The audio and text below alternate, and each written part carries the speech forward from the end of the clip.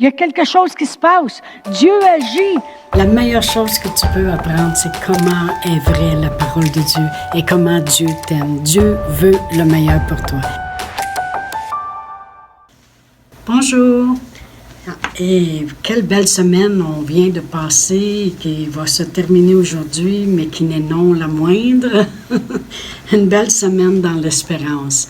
C'était notre sujet de toute cette semaine. Alors, je dis bienvenue encore une fois aujourd'hui à tous ceux qui aiment se brancher sur Inspiration. Et on a vu vraiment cette semaine l'importance d'avoir notre espérance en Dieu. Pourquoi? Parce qu'il est limité. C'est l'espérance que Dieu nous donne, c'est de ne pas marcher seulement dans le limité, mais d'aller dans l'illimité. Et aussi d'avoir notre espérance en sa bonté. C'est ce qu'on a vu hier, comment c'est important de savoir que Dieu est bon. Notre espérance doit être fondée dans sa bonté. Béni est celui que Dieu aime, celui qui espère en sa bonté. Amen. Aujourd'hui, je veux vous raconter un peu mon témoignage concernant quelque chose qui m'est arrivé au printemps, au mois de mars. Alors, vous pouvez sûrement deviner un peu au mois de mars qu'est-ce qui se passait. C'est que je suis allée donner des cours à Drummondville. Et puis, pendant 2 jours, il y avait 20-25 personnes qui étaient là. Et parmi les gens qui étaient là, il y avait des gens qui avaient les symptômes du COVID. Alors, je suis revenue et malheureusement, j'ai été attaquée dans mon corps avec le COVID. Et ça a commencé avec des fièvres et des symptômes énormes, à un tel point qu'à un moment donné, je n'avais plus le choix. J'ai dû appeler l'ambulance et partir pour l'hôpital.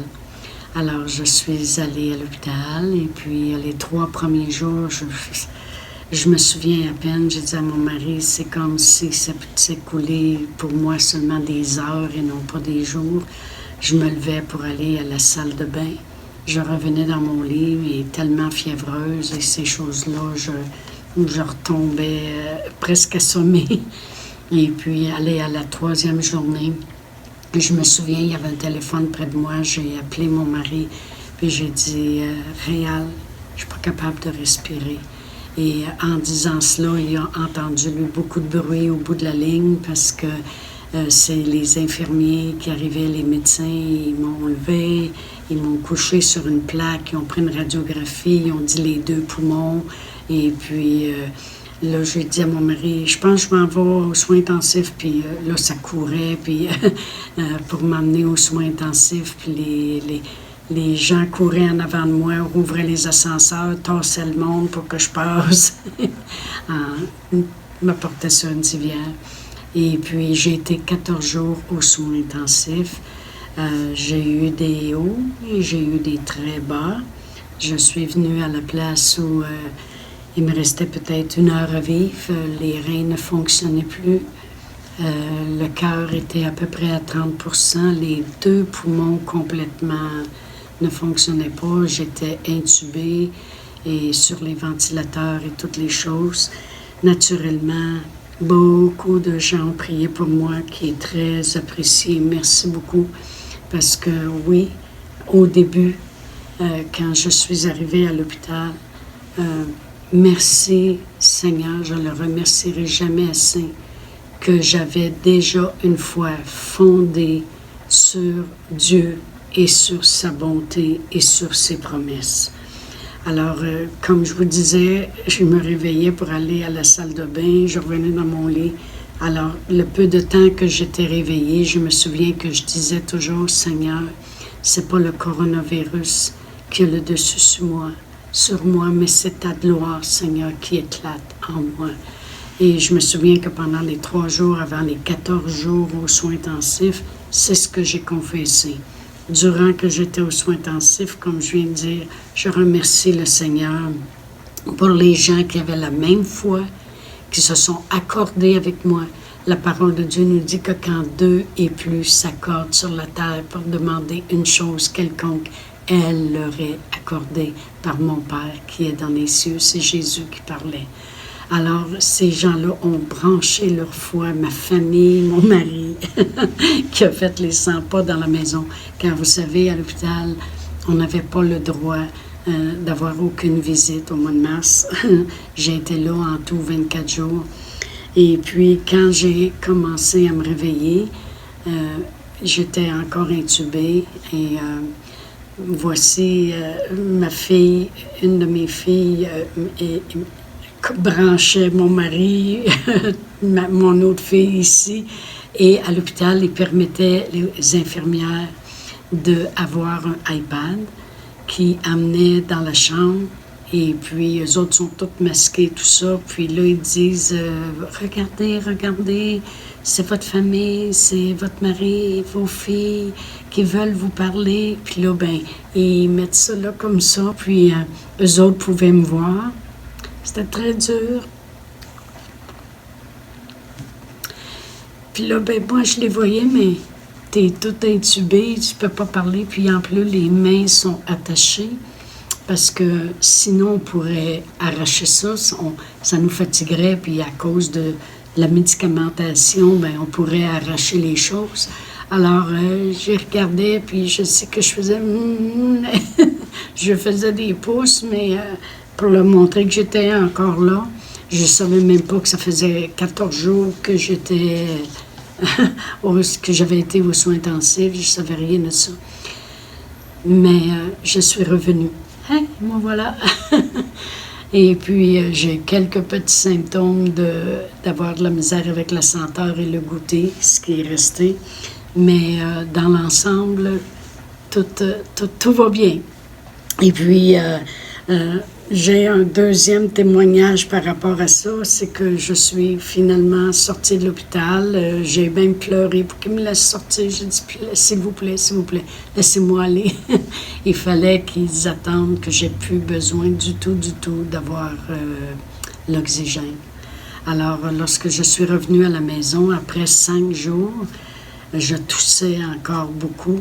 Et là, je me suis mis à tousser, mais à me tenir le côté, parce que ça faisait tellement mal. Puis ça avait été comme ça toute la fin de semaine. Le dimanche soir, il y a un pasteur des États-Unis avec sa femme, où on a étudié à une école biblique, qui m'a appelé, puis on dit, on t'a à cœur, on ne sait pas ce qui se passe, mais le Dieu nous disait de prier pour ta guérison. Alors, ils savent pourtant que je suis sortie de l'hôpital. Comment peuvent-ils savoir que maintenant j'ai des douleurs comme ça? Alors, ils ont prié. C'est seulement le Seigneur qui pouvait leur parler. Ils ont prié, puis le lendemain, j'ai appelé mon médecin parce que je voulais juste savoir si jamais je prenais une Tylenol, si c'était correct. Mon médecin il a dit pourquoi? Ben, j'ai dit c'est parce que j'ai eu une douleur toute la fin de semaine. Lui, il a paniqué parce qu'il dit ça. Il dit c'est proche de faire une thrombose, en tout cas un caillot dans les poumons. Mais là, j'ai dit, mais c'est moins pire, parce que moi, après qu'ils ont eu prié, pour une fois, j'ai passé une bonne nuit, puis là, on est rendu au lundi matin, puis j'ai beaucoup moins mal. Alors, il a dit, je te rappelle demain, puis ta douleur est bien mieux d'être complètement partie, sinon, hôpital. Quand il a rappelé le lendemain, il n'y avait plus de douleur du tout. Ce que je veux arriver à dire, c'est que quand notre espérance est en Dieu, Dieu prend soin. Dieu va toujours ouvrir un avenue pour pouvoir venir nous toucher, nous bénir, nous délivrer, nous amener la vie. Amen. Alors, vraiment, c'est merveilleux. La parole de Dieu nous dit que avec la tentation qui vient, il ne permettra pas qu'on soit tenté au-dessus de nos forces, mais avec ça, il va préparer le chemin pour qu'on s'en sorte. Et merci Seigneur qui a préparé le chemin pour que ce couple-là obéisse, appelle. Puis je sais que c'est des gens de foi, là, laissez-moi vous le dire. Je pourrais donner des longs témoignages de comment ils sont guidés de l'Esprit de Dieu. Et quand ils ont appelé, je le savais, c'est Dieu qui les a parlé, c'était évident. Toute la fin de semaine, j'avais eu cette douleur-là qui ne lâchait pas. Je les ai laissés faire parce que je savais que Dieu voulait me bénir. si on comprendrait la bonté de Dieu, quelle espérance vous pourriez développer en Dieu. Amen. Je vais aller dans un psaume qu'un de nos musiciens a même écrit un chant avec le psaume 103. Et je vais lire. Vous savez, je vous ai parlé hier dans la capsule 4 de propos de David qui chantait la parole de Dieu. Et les psaumes, c'est des chants. Et dans le psaume 103, voici ce que David dit. Je vais lire du verset 2 à 5. Il dit « Mon âme bénit l'Éternel et n'oublie aucun de ses bienfaits. C'est lui qui pardonne toutes les iniquités, qui guérit toutes les maladies. C'est lui qui délivre ta vie de la fosse et qui te couronne de bonté et de miséricorde. C'est lui qui rassasie de bien ta vieillesse et qui te fait rajeunir comme l'aigle. » Merci Seigneur. Nous, on le chante dans l'Église, ce chant-là. Et vraiment, c'est merveilleux que notre âme bénisse l'Éternel pour tout ce qu'il a fait. Il a pris soin de nos péchés, mais il a pris soin de nos maladies aussi. Il s'assure même qu'il nous fait rajeunir dans notre vieillesse. Amen. Merci Seigneur. Alors moi, aujourd'hui, je veux prier pour vous.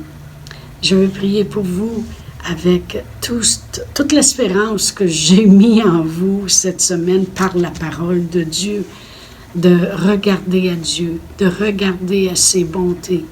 Je veux prier pour vous, comme d'autres ont prié pour moi aussi par le passé, justement pour que je sois délivré de la peur, pour que je sois délivré. J'aurais jamais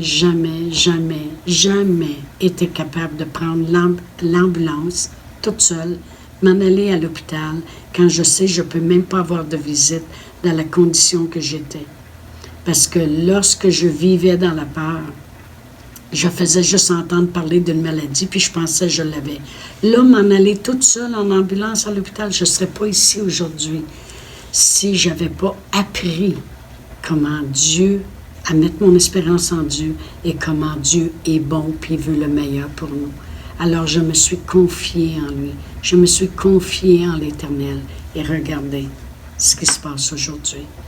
Alors, confiez-vous en l'Éternel et laissez-moi prier pour vous aujourd'hui.